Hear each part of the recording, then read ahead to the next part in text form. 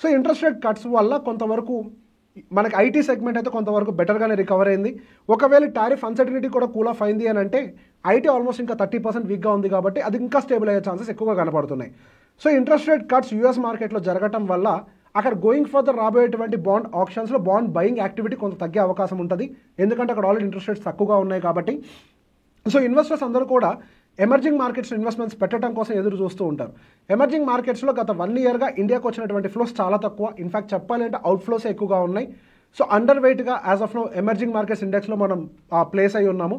So going further మనకి GST reductions, physical and monetary policy changes and interest rate cuts ఇవన్నీ కలిపి కూడా Indian మార్కెట్స్లో ఉన్నటువంటి కంపెనీస్ యొక్క నెంబర్స్లో కొంత రివైవల్ తీసుకొస్తాయని ఒక యాంటిసిపేషన్ మాత్రం ఒక పాజిటివ్నెస్గా మార్కెట్కి కనిపిస్తుంది.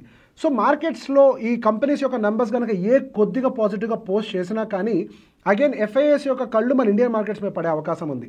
ఒకవేళ వాళ్ళు కనుక మన మీద ఫోకస్ పెట్టినట్లయితే ఎటువంటి support as of now, in fact వాళ్ళు అవుట్ఫ్లోస్ పెట్టినప్పటికీ జస్ట్ డిఏఎస్ యొక్క సపోర్ట్ అంటే రీటైలర్స్ లాంటి సపోర్ట్ తోటే 25,300 దాకా ఉన్నటువంటి మార్కెట్ మళ్ళీ ఎఫ్ఐఎస్ ఏవైతే ఫండ్స్ని బయటికి తీసుకొని వెళ్ళారో అందులో కొంతపాటి ఫండ్స్ని మళ్ళీ ఇండియాకి తీసుకొని వచ్చినా కానీ మార్కెట్స్లో మళ్ళీ ఒక పాజిటివ్ ర్యాలీ ఆల్ టైమ్ హైస్ని బ్రేక్ చేసుకొని మంచి ర్యాలీ వచ్చే అవకాశం ఉంది.